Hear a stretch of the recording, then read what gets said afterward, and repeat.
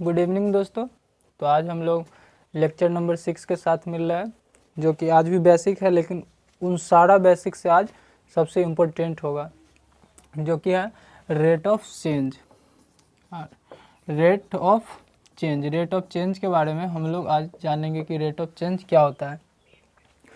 तो थोड़ा इस क्लियर हो रहा होगा कि रेट ऑफ चेंज किससे रिलेटेड है। रेट ऑफ चेंज यानी कि देखो यहाँ पे चेंज से रिलेटेड है, चेंज वर्ड से रिलेटेड है, तो यहाँ चेंज यूज होने वाला है, ये तो क्लियर है। तो मैंने चेंज बता रखा है, जो कि पिछला लेक्चर में होगा, आप जा करके देख सकते हो। नहीं तो आता है तो अच्छी बात है, वैसे मैं बता दे रहा हूँ।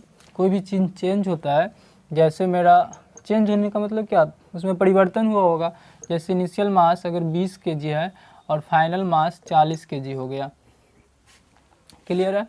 40 kg हो गया तो यानी कि तुम चेंज कैसे निकालोगे, चेंज इन मास कैसे निकालोगे, change in mass final mass minus initial mass, ऐसे ही मैंने निकालना बताया हूँ। अगर आपको आता होगा तो और अच्छी बात है। तो ये हो गया 40 और माइनस 20, मेरा फाइनल मास यही आया और इनिशियल मास मेरा ये था, तो कितना का चेंज आएगा, 20 kg का आ गया। तो चेंज खैर मैंने ऐसे निकाला, तो ये तो चेंज हो गया। अब सब तुम सोचो कि कोई डायरेक्ट ऐसे हो जाता है 20 से 40 सडनली होता है, नहीं होता है। यानी कि वो चेंज हो रहा होगा, कोई नहीं तो कोई वैल्यू के साथ वो चेंज हो रहा होगा। देखो अगर ये 20 दिन में हुआ चेंज, सपोज करो ये इतना 20 से 40 होने में तुमने 20 दिन लिया, 20 डे में तुम्हारा मास जो है 20 से 40 हो गया। तो क्या 19 दिन तक तुम्हारा मास रुका था और 20वां दिन डायरेक्ट 20 से 40 हो गया, ऐसा पॉसिबल है क्या? तुम्हारा मास पहले दिन ही ये 20 से 40 हो गया, इसके बाद रुका हुआ था, ये सब यानी कि कहने की बात है ये सब, लेकिन ऐसा पॉसिबल नहीं है यार। तुम देखते भी होगे अपने रियल लाइफ में, ऐसा नहीं देखने को मिलता है। तो ऐसा तो नहीं होता है, तो यानी कि कुछ वैल्यू के साथ तो बढ़ घट रहा होगा। तो यानी कि तुम्हारा मास जो 20 से 40 हुआ होगा, तो रोज़ 1 kg बढ़ा होगा या फिर आधा kg बढ़ा होगा या आधा kg घटा भी होगा कुछ प्रॉब्लम हो जाने के कारण से। यानी कि तुम्हारा मास क्या हुआ होगा, इनिशियल मास 20 kg रहा होगा। सपोज करो ये 10 तारीख को, 11 तारीख हो गया तो तुम्हारा मास कितना हो गया, 21 kg हो गया। 12 हुआ तो तुम्हारा मास कितना हो गया, 22 kg हो गया। ऐसे ही बढ़ते चला गया होगा और कितना ये फिर 30 तारीख को तुम्हारा मास कितना हो गया, 40 kg हो गया। यानी कि रोज़ तुम्हारा मास बढ़ रहा है, रोज़ क्या हो रहा है, तुम्हारा मास बढ़ रहा है। तो ये जो रोज़ बढ़ रहा है, लेकिन ऐसा रियल नहीं है, किसी दिन मास घट भी सकता है, लेकिन हम लोग उस पर बात करेंगे। लेकिन अभी हम लोग रेट ऑफ चेंज का फील लेने के लिए बात कर रहे हैं कि रेट ऑफ चेंज रियल में होता क्या है। तो उसके लिए अभी सपोज करो कि रोज़ तुम्हारा मास बढ़ रहा है, तो रोज़ जो ये तुम्हारा मास बढ़ रहा है, देखो 1 kg 1 kg 1 kg, तो इसी दर से तुमसे कोई पूछेगा कि तुम्हारा मास का दर क्या है बढ़ने का, तुम यही बताओगे 1, कि मेरा मास तो चेंज हुआ लेकिन उसका दर क्या था, 1 kg पर डे। तो यही क्या होता है, रेट ऑफ चेंज। तो यानी कुछ फील आ रहा है कि रेट ऑफ चेंज क्या होता है, कोई भी चीज़ बढ़ा चेंज हुआ तो किस वैल्यू के साथ चेंज हो रहा है, किस मतलब कैसा मात्रा में चेंज हो रहा है, किस मात्रा से चेंज हो रहा है, वही सब क्या होता है, रेट ऑफ चेंज होता है। तो देखो ये 1 से हो रहा है, 1 बढ़ रहा है कि नहीं, लेकिन ये रियल नहीं हो, मैंने बता रखा हूँ। ये कभी ऐसा होता है दोस्त कि मास बढ़े ही, घट भी सकता है, तो उस पर हम लोग बात करेंगे। लेकिन फिलहाल ये समझो कि रेट ऑफ चेंज क्या होता है, परिवर्तन का दर। तो परिवर्तन का दर यही नहीं, देखो 10 से 11 हुआ तो मास 20 से 21 हुआ तो 1 kg आया। तो यही क्या है, परिवर्तन का दर, रेट ऑफ चेंज। यानी कि तुम्हारा मास तो 20 से 40 हुआ, लेकिन रोज़ कुछ नहीं तो कुछ बढ़ रहा होगा। तो वही जो बढ़ रहा है वही क्या है, रेट ऑफ चेंज, किस दर से बढ़ घट रहा है। तुम्हारा पैसा 50 से 100 रुपया हो गया और ये होने में 10 दिन लिया। तुम अपना 50 रुपया किसी को इंटरेस्ट पे दिए हो और 50 से 100 रुपया हुआ, और कितना दिन में हुआ, 10 दिन में हुआ। तो रोज़ कुछ नहीं तो कुछ पैसा बढ़ रहा होगा, यानी कि रोज़ 2 रुपया बढ़ रहा होगा, 1 रुपया बढ़ रहा होगा। यानी कि ऐसा तो नहीं ना होगा 9 दिन बैठा रहा होगा तुम्हारा पैसा, 10वां दिन डायरेक्ट 50 से 100 हो गया होगा, ऐसा नहीं ना होता। तो रोज़ तुम्हारे उस 50 रुपया में जो लिया हुआ है वो कुछ नहीं तो कुछ ऐड करता होगा, रोज़ के हिसाब से सूद देता होगा उसमें। तो देखो, तो चेंज कितना क्या है, चेंज इन रुपया कितना आया, 50 आया। अब ये कितना दिन में हुआ है, 10 दिन में हुआ है, तो रोज़ कितना एक 5-5 रुपया रोज़ बढ़ रहा होगा। तो यही क्या होता है रेट ऑफ चेंज, यानी कि देखो 5 रुपया रोज़ बढ़ रहा होगा, 5 रुपया पर डे, तभी तो ये जा कर के 5 रुपया पर डे बढ़ रहा है, तभी तो 10×5 = 50, 10 दिन में 50 रुपया हुआ। तो ये जो 5 रुपया रोज़ बढ़ रहा है यही क्या है रेट ऑफ चेंज। चेंज तो ये हुआ 50, लेकिन चेंज तो हुआ, लेकिन उसका दर क्या है बढ़ने का। आपका जो पैसा 50 से 100 रुपया हुआ है तो 10 दिन में हुआ है, तो उसका दर क्या है 5 रुपया। 5 रुपया आपका पैसा रोज़ बढ़ा है। अगर एक दिन में हो गया होता 50 से 100 एक दिन में, तो आपका दर क्या है 50 रुपया पर डे, 50 रुपया। लेकिन ये कितना दिन में हुआ है 10 दिन में, तो पर डे कितना बढ़ा होगा 5×5, तब तो 10×5 = 50 हुआ होगा। तो रेट ऑफ चेंज का कुछ फील आ रहा है कि रेट ऑफ चेंज क्या होता है। तो मैंने कुछ एग्जाम्पल के साथ आपको समझाया रेट ऑफ चेंज, समझने का कोशिश करना रीबैक कर करके वीडियो को। अगर कहीं पे प्रॉब्लम आए तो कमेंट सेक्शन में पूछ लेना। तो ये तो हो गया कंसेप्चुअल बात। अब हम लोग थोड़ा मैथमेटिकल बात करते हैं कि रेट ऑफ चेंज क्या होता है। तो देखो इसको थोड़ा पहले रब करते हैं। अगर y फंक्शन है x का, क्वेश्चन में दिया हुआ है y is the function of x, और इक्वेशन दे दिया हुआ है y = 4x, यानी कि, और यहाँ से भी तुम बता सकते हो, अगर ऐसा इक्वेशन दिया हुआ है तो तुम्हें क्लियर दिख रहा होगा कि y किसका फंक्शन है, x का। और मैंने पिछले लेक्चर में फंक्शन के बारे में बता रखा है कि फंक्शन क्या होता है। फंक्शन क्या बताता है, दो क्वांटिटी का रिलेशन बताता है कि एक दूसरे पे कैसे डिपेंड कर रहा है, किसको इंडिपेंडेंट किसको डिपेंडेंट मानना है, वो सारा चीज़ मैंने बता रखा है। अगर क्वेश्चन में दिया हुआ है जिसको इंडिपेंडेंट डिपेंडेंट मानने के लिए तो मानना ही पड़ेगा। अगर नहीं दिया हुआ है तो इक्वल के साइड से राइट साइड वाला को क्या मानते हैं इंडिपेंडेंट वेरिएबल, और लेफ्ट साइड वाला को डिपेंडेंट वेरिएबल, यानी कि y जो है x पे डिपेंड कर रहा है। अगर क्वेश्चन में नहीं दिया हुआ है तो, अगर क्वेश्चन में जो दिया रहेगा वो हम लोग करके काम करेंगे, और नहीं तो हम लोग को हमेशा इस साइड वाला को क्या मानना रहता है इंडिपेंडेंट वेरिएबल। तो यानी कि ये इंडिपेंडेंट है, ये डिपेंडेंट है, और x जैसे जैसे चेंज होगा उसके हिसाब से कौन चेंज होगा, y चेंज होगा, y बदलेगा। तो देखते हैं कैसे ये चेंज हो रहा है। तो हम लोग चेंज करके देखते हैं। अगर x का वैल्यू 0 रखते हैं तो y का वैल्यू कितना आ रहा है 0 आ रहा है। x का वैल्यू 1 रखते हैं तो y का वैल्यू कितना आ रहा है 4 आ रहा है। x का वैल्यू 3 रखते हैं 2 रखते हैं तो y का वैल्यू कितना आ रहा है ये 8 आ रहा है। अगर 3 रखते हैं तो कितना आ रहा है 12 आ रहा है। यानी कि जैसे जैसे x चेंज हो रहा है वैसे वैसे चेंज हो रहा है y। अगर तुमसे कोई x y का चेंज पूछे, चेंज इन y, तो क्या बताओगे, कैसे निकालोगे, फाइनल में से इनिशियल। और जहाँ से हम लोग स्टार्ट करते हैं उसको फाइनल इनिशियल मानते हैं। इनिशियल मैंने इसके भी बारे में पिछला लेक्चर में बता रखा हूँ, आप जा करके देख सकते हो। और ये क्या हो गया फाइनल। जहाँ से हम लोग ऑब्जर्वेशन स्टार्ट करते हैं उसको क्या मानते हैं इनिशियल, और जहाँ पे एंड करते हैं उसको क्या मानते हैं फाइनल। तो यहाँ से हम लोग x का वैल्यू रखना स्टार्ट किए तो ये हो गया इनिशियल, और यहाँ पर रोक दिए तो ये हो गया फाइनल। और चेंज कैसे निकालते हैं फाइनल माइनस इनिशियल, तो चेंज इन y हमें बोल रहा है निकालने के लिए। तो कैसे निकलेगा final y minus initial y। तो इनिशियल तो मेरा 0 है, फाइनल ये है, तो चेंज ऐसे ही निकालते हैं फाइनल माइनस इनिशियल। क्लियर है, ऐसे ही निकालते हैं। तो 12 माइनस 0 कितना आ जाएगा 12 आ जाएगा। अब देखो ये 12 का चेंज आया, और चेंज इन x कितना आ जाएगा y xf माइनस किसी का भी चेंज ऐसे ही निकालते हैं फाइनल माइनस इनिशियल करके। तो कितना आ जाएगा 3 माइनस 0 यानी कि 3 का। तो यानी कि यहाँ पर ये दिख रहा होगा तुम्हें कि मैंने x में तो टोटल 3 का चेंज किया हूँ, जो कि यहाँ पे भी दिख रहा है और यहाँ पे भी दिख रहा है। और y में कितना का चेंज आएगा 12 का चेंज आएगा, यानी कि x में 3 का चेंज करने से y में 12 का चेंज आया। तो ये तो चेंज वाली बात हो गई। अभी मैंने तुमको बताया कि कोई चीज़ 10 से 20 अपने आप नहीं हो जाता है, उसका कोई दर होता है, उसका परिवर्तन होने का कोई दर होता है। तो ऐसी x जो y जो है 0 से 12 हुआ है, 12 हुआ है अपने आप तो नहीं हुआ है, वो x पे डिपेंड करके हुआ है। यानी कि x जैसे जैसे चेंज कर रहा है वैसे वैसे y चेंज हुआ है। तो यहाँ से ये तो चेंज हो गया, लेकिन कुछ वैल्यू के साथ चेंज हो रहा होगा ना, यानी कि उसका कुछ चेंज होने का, y का चेंज होने का कोई दर रहा होगा। तो वो दर हम लोग कैसे निकालते हैं, और उसी दर को क्या बोलते हैं रेट ऑफ चेंज बोलते हैं। कोई भी चीज़ कैसे बदल रहा है, उसी दर को हम लोग क्या बोलते हैं, रेट ऑफ चेंज बोलते हैं, यानी कि परिवर्तन का दर। तो ये y जो है 0 से तो 12 हुआ, तो अपने आप तो नहीं ना हुआ होगा, कुछ वैल्यू के साथ, मतलब उसका बढ़ने का कुछ दर रहा होगा।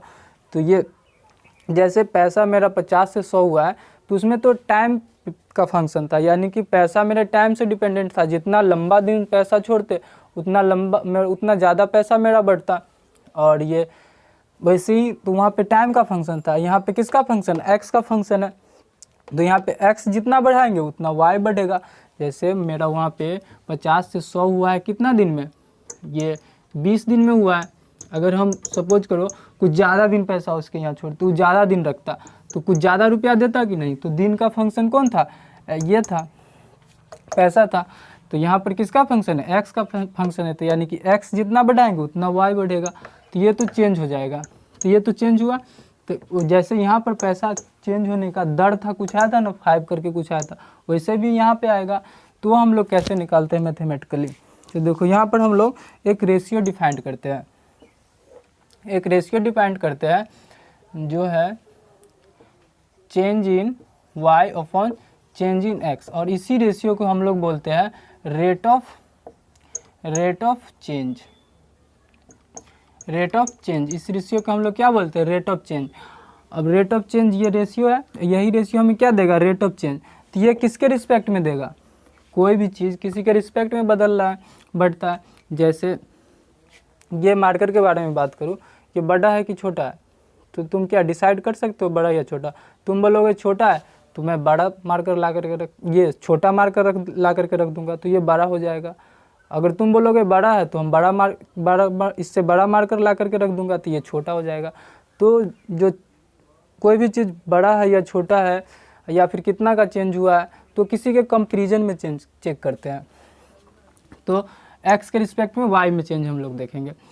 तो यहाँ पे एक्स के रिस्पेक्ट में वाई चेंज हुआ, जो यहाँ पे क्लियर कट दिख रहा है। तो यही रेशियो हमें क्या देगा, रेट ऑफ चेंज दे देगा।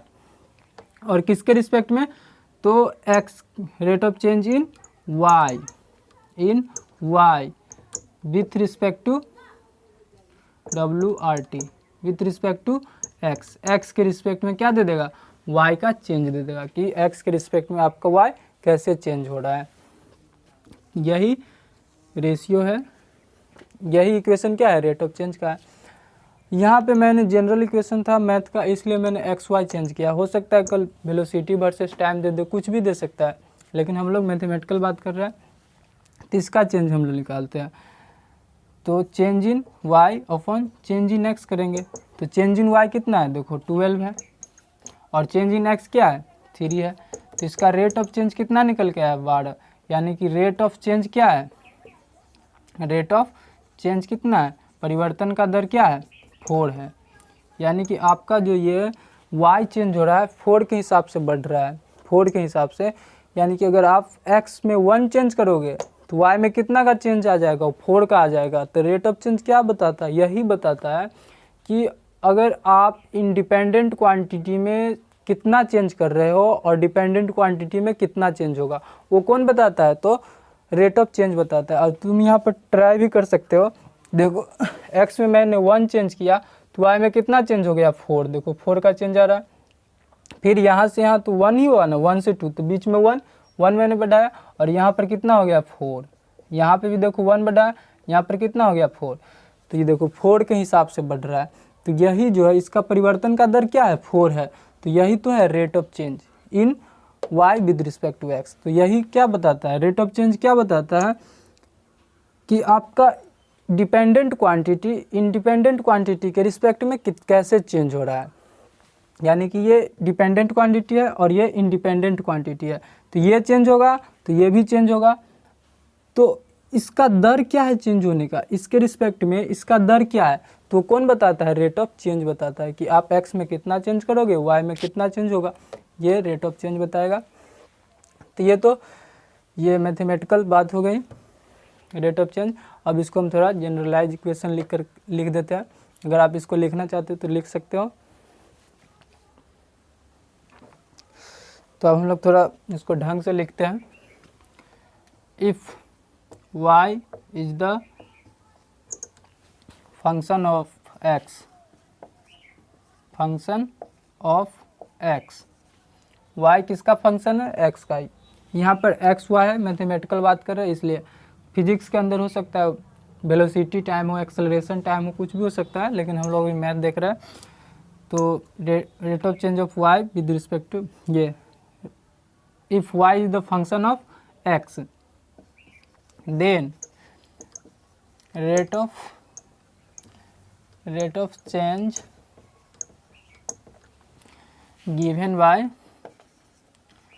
given by flowing equation।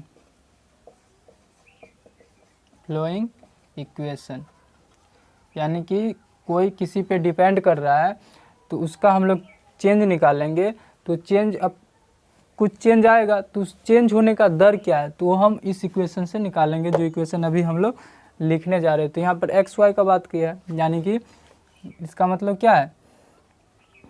इसका मतलब ये होगा कि y is the function of x, यही ना होगा, यही ना लिखा हुआ है।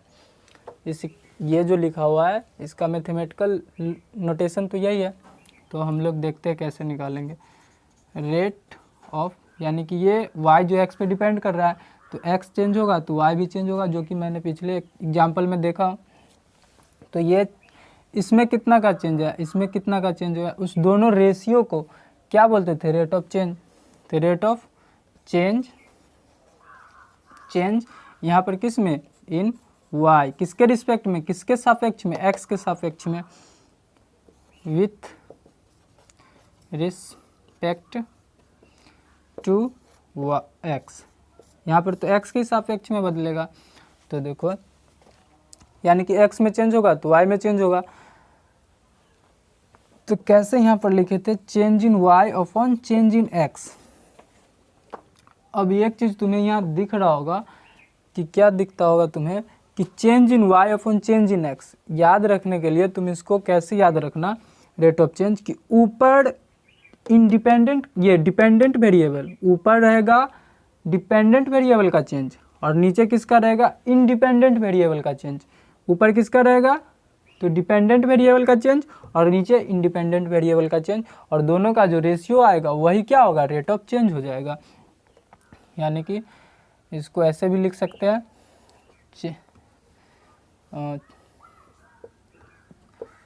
फाइनल y माइनस चेंज, तो ऐसे ही निकालते हैं ना, final x minus initial x, इसी टाइप से निकालते हैं। या फिर इसको लिख देते हैं full form, change in y upon change in x, change in y upon change in x। ये हो गया जनरल इक्वेशन, देख लेना सही से। अब हम लोग थोड़ा एक दो एग्जाम्पल करते हैं। जैसे तुम्हारा वो मास पैसा ही था, देखो पैसा तुम्हारा कितना था? 50 था इनिशियल, और फाइनल कितना हो गया? 100 हो गया। कितना दिन में हुआ? तो 20 दिन में हुआ। तो 50 से 100, यानी कि चेंज इन मनी कितना आया? चेंज इन रुपया कितना आया? 100 आया, ये सॉरी 50 आया। तो ये तो चेंज आ गया। तो तुम्हारा पैसा तो ऐसे 50 से 100 हुआ नहीं होगा, रोज़ कुछ नहीं तो कुछ बढ़ता रहा होगा। तो जो रोज़ बढ़ता है, कोई यूनिट टाइम में जो बढ़ता है कोई चीज़, उसी को क्या बोलते हैं? रेट ऑफ चेंज बोलते हैं। कोई यूनिट टाइम में कितना चेंज आ रहा है उसमें, वही क्या होता है? रेट ऑफ चेंज होता है। तो 20 दिन में हुआ है कितना? 50। तो ये तो चेंज वाली बात हो गई। तो रेट ऑफ चेंज कितना हो जाएगा तुम्हारा? Rate of change of money with respect to day, यानी कि तुम्हारा पैसा डे के हिसाब से यहाँ चेंज हो रहा होगा। अगर तुम ज़्यादा दिन छोड़ोगे तो पैसा कुछ ज़्यादा का चेंज दिखलाएगा, ज़्यादा का चेंज आएगा ना। अगर तुम सपोज करो 10 दिन में लोगे तो कुछ कम पैसा आएगा। तुम ऐसे भी इंटरेस्ट पे पैसा के बारे में सब जानता है यार, कि अगर तुम किसी को पैसा इंटरेस्ट पे देते हो, अगर लंबा समय तक रखता है तो उसका इंटरेस्ट कुछ ज़्यादा होता है, अगर शॉर्ट डे के लिए रखता है तो कुछ कम होता है। तो ऐसे भी पता चल रहा है। तो यानी कि जो तुम्हारा पैसा हुआ वो किसका फंक्शन है? टाइम का फंक्शन है। जैसे जैसे जितना ज़्यादा दिन रखोगे उतना ज़्यादा पैसा आएगा, यानी कि पैसा किस पे डिपेंड कर रहा है? टाइम पे। तब देखो rate of change of money with respect to, जैसे यहाँ रेट ऑफ चेंज ऑफ क्या लिखे थे? वाई लिखे थे ना, काहे कि वाई एक्स का बात हो रहा था, यहाँ पर रुपया और दिन का बात हो रहा है। तो rate of change of y y था वहाँ पे, तो रेट ऑफ चेंज ऑफ किसका, rate of change in money, किसके रिस्पेक्ट में, मनी है तो दिन के रिस्पेक्ट में बदलेगा, एक्स वाई के तो रिस्पेक्ट में बदलेगा नहीं, तो विथ रिस्पेक्ट टू किसके रिस्पेक्ट में, तो दिन। तो कैसे निकालेंगे, ये वाला फार्मूला रखो।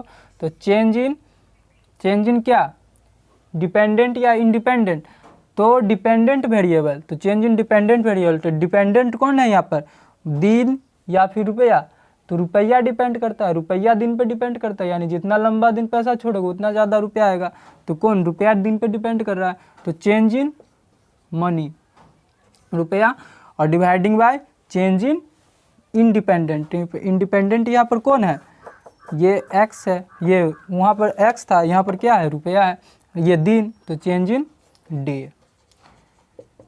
कितना का चेंज है, देखो डे कितना, मनी में कितना का है 50 में, और रुपया डे में कितना आएगा 20 दिन का डे चेंज आएगा। काहे कि देखो चेंज कैसे निकालोगे, जिस दिन पैसा तुमने देना स्टार्ट किया, यानी कि सपोज करो तुम 5 तारीख को रुपया दिया, उसको 5 तारीख को रुपया दिया और 20 दिन के लिए दिया, तो 5 तारीख से 21, 5, 6, 7, 8, 25 के 5 से 25 के बीच में उसका क्या पूरेगा, 20 दिन पूरेगा ना, 5 से 25 के बीच में क्या आ जाएगा 20 दिन। तो 5 तारीख को तुमने रुपया दिया और 25 तारीख को ले लिया, तो 20 दिन आया, तो चेंज कितना आ रहा है 20 का आ रहा है, 20 दिन का चेंज। ये क्लियर है ना, 20 दिन कैसे आ रहा है, अगर तुम 10 तारीख को किसी को रुपया देते हो, 10 तारीख को, और 20 दिन के लिए ले रहा है, तो स्वाभाविक बात है ये 30 तारीख को पूरेगा, तो इसमें क्या आएगा 20। तो चेंज कैसे निकालते हो, फाइनल, तो फाइनल 30 और इनिशियल कितना है 10, तो 20 दिन आया कि नहीं, आ गया ना 20 दिन। तो चेंज ऐसे, वैसे भी जो इंडिपेंडेंट रहता है वो खुद चेंज, वो खुद बता देगा कितना का चेंज, जैसे यहाँ पर 20 है तो 20 ही होगा चेंज, तो 20, 0 से 0 कैंसिल कटा, तो 2.5 रुपीज़ पर डे तुम्हारा कितना रुपया बढ़ रहा था 2.5 रुपया, यानी कि 2.5 रुपया रोज़ बढ़ रहा था। चेंज तो आखिर तुम्हारा 50 का है, लेकिन कितना रुपया रोज़ बढ़ रहा था, कितना 2.5 रुपीज़। तो ये तो हो गया एग्जाम्पल मोटा तौर पे समझने के लिए। अब इसको फिजिक्स में कैसे अप्लाई करेंगे, आखिर हम लोग तो ये सब फिजिक्स के लिए ना ये बेस तैयार कर रहे हैं, तो फिजिक्स में कैसे अप्लाई करते हैं वो थोड़ा देख लेते हैं। तो ये मैंने यहाँ पे जनरल इक्वेशन लिख दिया जो मैथमेटिकल था, और मैंने ये बताया हूँ कि यहाँ पर एक्स वाई है, फिजिक्स के अंदर तुम्हें क्या मिलेगा, एक्स वाई रियरली केस में ही मिलेगा, मोड क्या मिलेगा, या तो टाइम मिलेगा, एक्सेलरेशन मिलेगा, वेलोसिटी मिलेगा, मोमेंटम मिलेगा, ये सब तुम्हें मिलने वाला है वहाँ पे। तो ये तो मैथ वाला था, और देखो फिजिक्स में इसको कैसे अप्लाई करेंगे। इन फिजिक्स तुम्हें दे देगा वेलोसिटी फंक्शन है टाइम का, फंक्शन ऑफ टाइम, तो इसका रेट ऑफ चेंज कैसे निकालोगे, ये वेलोसिटी है और ये टाइम है, टी से टाइम, वी से वेलोसिटी। अभी क्या होता है वेलोसिटी, ये सब आता है तो अच्छी बात है, नहीं तो जैसे इसको मान लो कि एक्स जैसा कोई क्वांटिटी है और टाइम एक्स जैसा क्वांटिटी है कोई, और भी कोई वाई जैसा क्वांटिटी है। अभी अगर नहीं पता है वेलोसिटी क्या है तो उस सबको छोड़ो, टाइम तो पता होता है क्या होता है, बाद में हम लोग इस पर बात करेंगे। लेकिन ये फिजिक्स में वेलोसिटी टाइम का फंक्शन है, तो इसका रेट ऑफ चेंज कैसे निकालोगे, तो सिंपल है, तुम ट्राई करो, लिख सकते हो तो अच्छी बात है, नहीं तो देखो, यानी कि टाइम चेंज होगा तो वेलोसिटी भी चेंज होगा, तो रेट ऑफ चेंज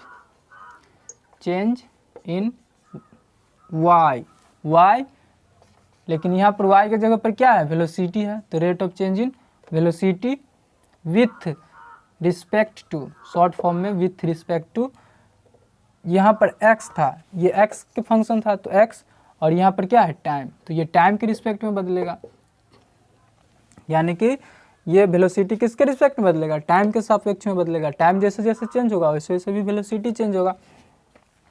तो इसका कैसे ये इक्वेशन कैसे लिख सकते हैं, यहाँ पर देखो, चेंज इन डिपेंडेंट वेरिएबल, ऊपर कौन होता था चेंज इन डिपेंडेंट वेरिएबल, तो चेंज इन इंडिपेंडेंट या डिपेंडेंट, तो इंडिपेंडेंट, डिपेंडेंट यहाँ पर टाइम है या वेलोसिटी है, क्या है वेलोसिटी है, तो चेंज इन वेलोसिटी और dividing by change in independent time. तो ऐसे हम लोग रेट ऑफ चेंज निकाल लेंगे, वेलोसिटी का रेट ऑफ चेंज। वेलोसिटी अगर बढ़ रहा है, तुम्हारा गाड़ी चल रहा है 50 से 100 का स्पीड पकड़ लिया, तो 50 से 100 तुम क्या 60 से तुम्हारा गाड़ी पकड़ लेता है। ऐसे एक्सीलरेटर दो, आप पकड़ लिया 50-60 कि बढ़ते जाता है 50, 60, 70, 70 ऐसे बढ़ते जाता है। तो टाइम के रिस्पेक्ट में बढ़ रहा है, जैसे जैसे टाइम बढ़ रहा है वैसे वैसे वेलोसिटी बढ़ रहा है।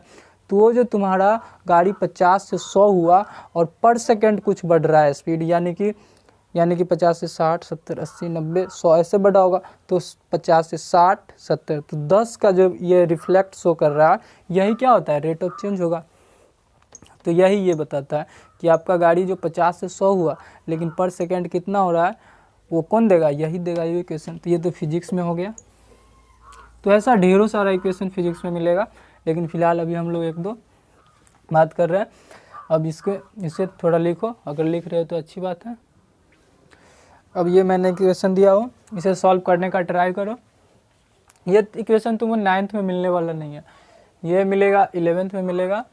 और लेकिन बेसिक हम लोग को देखते चलना है, तो थोड़ा 1-2 एग्जाम्पल हो जाएगा तो क्या हो जाएगा, और रेट ऑफ चेंज के बारे में थोड़ा आइडिया भी लग जाएगा तो क्या होता है, और वहाँ तो काम आएगा ही। और कोई टफ नहीं यार, तुम ट्राई करो, सॉल्व हो जाएगा। मैंने बता दिया, इसका सारा कॉन्सेप्ट तो लगभग बता ही दिया। देखो यहाँ पर वेलोसिटी है और ये टाइम है, ये लिख देते हैं, वेलोसिटी, और ये क्या है, टाइम है। और टाइम का वैल्यू 0 से कहाँ तक लेना है, 2 तक लेना है। ये तो मैथ वाली बात आ गई। और तब से तुमसे पूछ रहा है कि find rate of change in velocity with respect to time. Time के रिस्पेक्ट में वेलोसिटी का चेंज बताना है। तो वीडियो पॉज करो और ट्राई करो कितना आ रहा है रेट ऑफ चेंज। तो कर लिया आपने ट्राई, तो मैं ये मिटा देता हूँ क्वेश्चन। ये वेलोसिटी है और ये टाइम है, ये तो पता चल गया। और हमें टाइम का वैल्यू कहाँ से कहाँ तक बोला है लेने के लिए, 2 से, ये 0 से 2 तक के लिए। और रेट ऑफ चेंज किसका निकालना है, वेलोसिटी का, किसके रिस्पेक्ट में, टाइम का। यानी कि जैसे जैसे टाइम चेंज होगा वैसे वैसे वेलोसिटी चेंज होगा। ये मैंने मैथमेटिकल इक्वेशन में भी देख रखा है, बता दिया हूँ। यानी कि टाइम जैसे जैसे चेंज होगा वैसे वैसे वेलोसिटी चेंज होगा। तो अगर टाइम यहाँ पर दिया हुआ है, कहाँ से कहाँ तक चेंज करवाना है वो दे दिया हुआ है तुम्हें। तो t=0 रखने पर भी क्या आ रहा है, 0 आ रहा है। t=1 रखने पर भी क्या आ रहा है, 5 आ रहा है। t=2 रखने पर क्या आ रहा है, वेलोसिटी ये 10 आ रहा है। यानी कि टाइम चेंज कर रहे थे, वेलोसिटी चेंज हो रहा है। हमें यहाँ तक बोला गया है, बस 2 ही तक बोला गया है। तो ये हुई। अब चेंज देखो, वेलोसिटी में कितना चेंज आया, वेलोसिटी में चेंज इन वेलोसिटी, ये वेलोसिटी है, change in velocity. Final velocity क्यों, इससे चेंज निकालते हैं, फाइनल माइनस इनिशियल। तो final velocity minus initial velocity, final velocity कितना है, 10, इनिशियल वेलोसिटी कितना है, 0। तो चेंज इन वेलोसिटी कितना आ गया, 10 आ गया। अब देखो चेंज इन टाइम क्या है, इनिशियल टाइम यानी कि TF माइनस TI। तो इनिशियल टाइम कितना है, ये फाइनल टाइम 2, और इनिशियल टाइम क्या है, 0। तो चेंज इन टाइम कितना आ गया, 2। चेंज इन टाइम और चेंज इन वेलोसिटी। और रेट ऑफ चेंज बोला गया है, rate of change in velocity with respect to WRT, यानी कि विथ रिस्पेक्ट टू टाइम के रिस्पेक्ट में तुम्हें वेलोसिटी का चेंज निकालना है। यही बोला गया है कि वेलोसिटी बढ़ा, देखो चेंज हुआ, 0 से 10 हुआ, तो इसका दर क्या है, ये किस हिसाब से बढ़ रहा है, वही क्या होता है, रेट ऑफ चेंज होता है। यानी कि 0 से 10 तो अपने आप नहीं ना हो गया होगा, कुछ टाइम लिया होगा। तो टाइम के रिस्पेक्ट में कैसे चेंज हो रहा है, वही क्या होता है, रेट ऑफ चेंज। देखो और ऊपर क्या रखना है, मैथमेटिकल इक्वेशन जो change in y upon change in x, ये मेरा जनरल इक्वेशन था। और x y की जगह पे कुछ आ सकता है, कोई भी वेरिएबल, ये मैंने बताया हूँ तुम्हें। तो चेंज इन y यानी चेंज इन y क्या होता था, डिपेंडेंट वेरिएबल। तो डिपेंडेंट चेंज कौन होगा, यहाँ पर डिपेंडेंट वेरिएबल कौन है, वेलोसिटी। तो change in velocity upon change in independent variable, change in time. तो देखो चेंज इन वेलोसिटी कितना आया है, 10, और चेंज इन टाइम कितना आया है, 2। तो कितना आया, 5। तो रेट ऑफ चेंज क्या हो रहा है, 5 आ रहा है। कि आपका जो गाड़ी का स्पीड जो बढ़ रहा है वो कितना से बढ़ रहा है, 5 से बढ़ रहा है। पर सेकंड कितना आ रहा है, 5। यानी कि आपका जो गाड़ी का वेलोसिटी चेंज होने का दर कितना है, 5 आ रहा है। तो आपका गाड़ी पर सेकंड में कितना का स्पीड बढ़ा रहा होगा, 5 से। और तुम भी देख भी सकते हो, यहाँ मैंने 1 सेकंड का चेंज किया तो यहाँ पर 5 बढ़ गया, फिर यहाँ पे 1 सेकंड का चेंज किया तो वहाँ पे 5, यानी कि ये यहाँ पे होगा ना, देखो 0 0, 1 चेंज किया तो 5, यानी कि इसके बीच में 5 आ रहा है ना। यहाँ पे भी 1 चेंज किया तो यहाँ पे 5। तो रेट ऑफ चेंज यही बताता है ना कि आपका गाड़ी पर सेकंड कैसे बढ़ रहा है, किसी इंडिपेंडेंट क्वांटिटी के रिस्पेक्ट में कैसे चेंज हो रहा है। यानी कि इंडिपेंडेंट जिस पे वो डिपेंड कर रहा है उसको आप चेंज करोगे तो वो अपने आप कैसे चेंज होगा, उसी का रिस्पेक्ट कौन बताता है, उसी का दर जो होता है बदलने का, वही क्या होता है, रेट ऑफ चेंज होता है। ये क्यों मैंने मिटा दिया, तो ये 5 आ गया। तो ये क्या बता रहा है कि आपका गाड़ी का वेलोसिटी जो चेंज हो रहा है वो 5 से चेंज हो रहा है। आपका गाड़ी का वेलोसिटी जो चेंज हुआ ना, 0 से 10 हुआ, तो आपका जो 10 हुआ है कितना देर में, 2 सेकंड में हुआ है, तो पर सेकंड कितना हो रहा था, 5 हो रहा था। क्लियर है। ऐसा ही मैथ में कुछ इक्वेशन मिलेगा फिजिक्स के अंदर। अब इस इक्वेशन का रेट ऑफ चेंज निकालना ट्राई करना, और x का वैल्यू मैंने दे रहा हूँ, x का वैल्यू 0 से ज़्यादा नहीं 2 तक, 3 तक रखना है। कहाँ तक, x का वैल्यू 2 से 3 तक रख करके और ट्राई करना, और रेट ऑफ चेंज निकालना। यानी कि x चेंज, ये इसका मतलब तो समझ रहे हो ना कि y जो है x का फंक्शन है, यानी कि x जैसे जैसे चेंज होगा वैसे वैसे y चेंज होगा। तो चेंज तो होगा लेकिन उसका दर क्या है, उस जो y चेंज हो रहा है वो कैसे चेंज हो रहा है, उसका दर क्या है चेंज होने का, वो आप निकाल करके रखना रेट ऑफ चेंज, जो कि HW में है। और यही इक्वेशन, उम्मीद है बना लिए तो अच्छी बात है, नहीं तो हम तो सॉल्व करेंगे ही। और यही इक्वेशन तुमको रेट ऑफ चेंज का रियल मीनिंग समझाएगा कि रेट ऑफ चेंज क्या होता है, कब रियल होता है, कब ये हाइपोथेटिकल होता है, कब ये मतलब किसी गाड़ी का रियल मतलब वेलोसिटी बताता है, या फिर कब उसका गलत बताता है। तो यही कौन होता है, यही इक्वेशन तुम्हें वहाँ तक पहुँचाएगा, मेन रेट ऑफ चेंज का मेन मीनिंग समझाएगा ये इक्वेशन। तो ये HW है। और रेट ऑफ चेंज बहुत इंपॉर्टेंट है अपने आप में, हर एक जगह, लगभग हर एक जगह तो नहीं बोल सकते हैं लेकिन मोस्ट जगह इसका यूज है फिजिक्स के अंदर। जैसे तुमसे वेलोसिटी का कोई डिफिनेशन पूछता है तो क्या बताते हो, दूरी के परिवर्तन दर को क्या बोलते हैं, ये rate of change of position with respect to time क्या होता है, वेलोसिटी होता है। यानी कि पोजीशन में चेंज के समय, पोजीशन में जो चेंज हो रहा है समय के रिस्पेक्ट में क्या चेंज हो रहा है, समय के सापेक्ष में कितना चेंज हो रहा है, वही क्या होता है, वेलोसिटी होता है। और तो देखो वहाँ पे भी रेट ऑफ चेंज यानी कि दर आ रहा है। तो देखो रेट ऑफ चेंज कितना इंपॉर्टेंट है। अगर तुम्हें एक्सेलरेशन के बारे में पूछेगा तो एक्सेलरेशन के बारे में क्या बताओगे, rate of change of velocity with respect to time, यानी कि रेट ऑफ चेंज, मोमेंटम, बहुत जगह इसका यूज है, मतलब बहुत इंपॉर्टेंट है। 11th में तो मोस्टली इसका यूज है ही। तो इसका ट्राई करना, ये बनाने का, अगर बन जाए तो अच्छी बात है। लेकिन यही तुमको नेक्स्ट लेक्चर में इसके बारे में बताएंगे और तुमको रेट ऑफ चेंज का रियल मीनिंग बताएंगे कि रेट ऑफ चेंज क्या होता है। आज तो ऊपर मतलब ओवरऑल थोड़ा बहुत उसका इंट्रो था, उसका फीलिंग लेना था कि रेट ऑफ चेंज क्या होता है। अगले लेक्चर में हम लोग देखेंगे कि रेट ऑफ चेंज कितने टाइप का होता है, कब ये मतलब अगर 2-3 टाइप का होता होगा तो कब इस टाइप को यूज करना है, कब इस टाइप का यूज करना है, वो सारा हम लोग नेक्स्ट लेक्चर में देखेंगे। उसमें से एक तो टाइप हम लोग को 9th में पढ़ना है। तो ठीक है, अगर वीडियो अच्छी लगती हो तो लाइक सब्सक्राइब कर देना दोस्त।